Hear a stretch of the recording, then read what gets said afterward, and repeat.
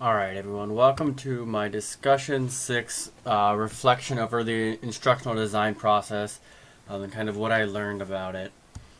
Alright, so describing my learning event for my instructional design, I really was a backwards design model fan. It really kind of fit the need I was looking for. It kind of reminded me a lot of how I was taught schooling and what I've done. The whole end game of knowing what you want to teach and then how you kind of teach it in steps and what's important. It really fit all the assignments that I worked through this semester. Teaching the water cycle, teaching long division, all these things were relevant to the backwards design model. Obviously, we learned about the other different models, but I felt like this is the one that really fit the most with what I was doing. So for my task analysis, I did long division.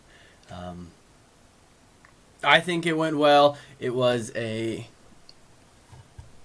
more interesting topic to kind of do a task analysis on. I didn't realize how in-depth it would need to be because I've never done a task analysis before. With that being said, I think it went well. My group did well.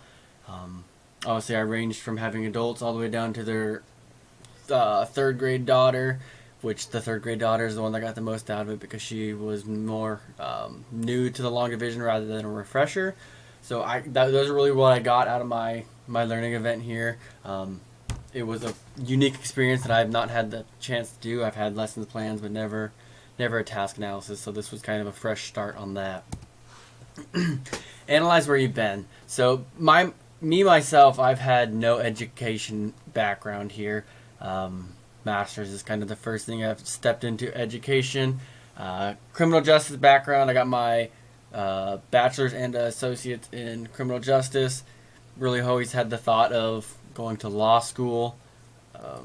That didn't end up working out, but when I was planning to go to law school, I wanted to face the juvenile side of it. I wanted to be able to help kids kind of recorrect their lives. That fell through, so I turned to like probation and parole. Again, wanting to help juveniles, that being my focus. So I always had the focus on juveniles, kids, how can I help them? And I decided just with the social climate, that's not where I wanted to do schooling, so I kind of was lost for a little bit before I got into this program. The one thing I learned with criminal justice comparative to education is where education has a lot of models, criminal justice has a lot of theories. They really went hand in hand. You would kind of learn what was necessary, what you needed to do. They both fit the instructional design process to me. You needed to know the best environment to work to help people. You needed to know what kind of is there to help them and what bothers them, what is the most conducive to kind of get them to get the best out of themselves. So as you can see, I had many different stepping stones that were all with the same focus. So that's kind of my background, where I've been, and kind of what I'm working towards. With that being said, where do I plan to go next? I plan to hopefully make it into a classroom or school within the next year. I have my student teaching in August. I didn't get that first round of in-school experience because of COVID. That was canceled for an online discussion board class, so it didn't really go hand in hand with one another. But all in all, it really gave me something to base it off. I'm looking forward to kind of my student teaching, seeing how that goes. What do I want to get out of the student teaching with the instructional design process? I want to be able to better understand what my students' needs are. I want to be able to read the room better, interact better, like small interactions. I want to make it so that they feel comfortable in their classroom. They don't feel like it's a me versus them mentality like I've had with teachers in the past. I want it to be we're all in this together. We want the best for everyone. So how can I kind of do that? I can set up better goals, better assessments, and like better activities to ensure highest quality opportunities. The task analysis was a good eye-opener because I didn't know what to expect. I didn't know the most conducive way to get it set up to be streamlined to help the students. So it was kind of an eye-opener, as I said, and I'm glad that we kind of had it there. So moving on, what will I do differently in the future? I used the background design model this time, and a lot throughout this class. But in the future, I want to find what model works best for the different subjects. Obviously, the background model is great. I spoke earlier in depth about how I thought it was a great model, but I don't think it fits every subject. Like for my task analysis, I did long division.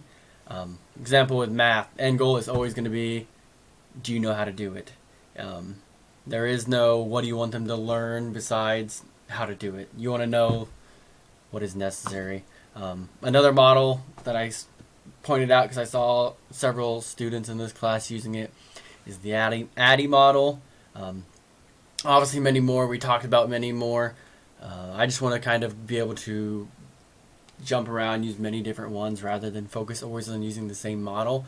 I think it's the most conducive to help your environment by having multiple ways to teach or way to approach things. So many different models can kind of help that as well. I want to create the best environment for my students with proper assessment and analysis. I think that they had many things that were going for them. This class taught me many different things about the instructional design process. I really want to focus on the inclusion of technology and more modern approaches. Growing up, didn't have laptops in the school, had desktops that were slower than slow. Got into college, they included things like Kahoot that were creating environments that were fun and more approachable for students. But modern technology is so much more advanced. You have like the VR stuff, you have so much more online resources as well. You obviously got the work portals, you got all these different things that can help students kind of approach school in the best way possible. It gives them more opportunity rather than be there, know this, do that. There's many different things to learn there. And then finally, my ISTA standard application. As a future teacher, I want to be able to create these environments where students are comfortable and excited to have these new and unique experiences. I want the classroom to be able to work for everyone and not show favoritism towards one group or another. In the past, like I said, I have had me versus you teachers, had clear favorites, and that's not what I want to do. I think ISTA has great examples of this. My one I picked was 2.5A, which is education, and it is the designer. So you're using technology to create better environments, personalized learning experiences where they're able to take charge of it. So I think that's kind of why it fits best for me here, and it kind of really fits my application for my future teaching as well. And then here is my reference, which is just the ISTA standard. And I hope everyone has a good semester. Wish everyone well. Good luck in teaching if you're not already there, and if you are, continue to have that good luck.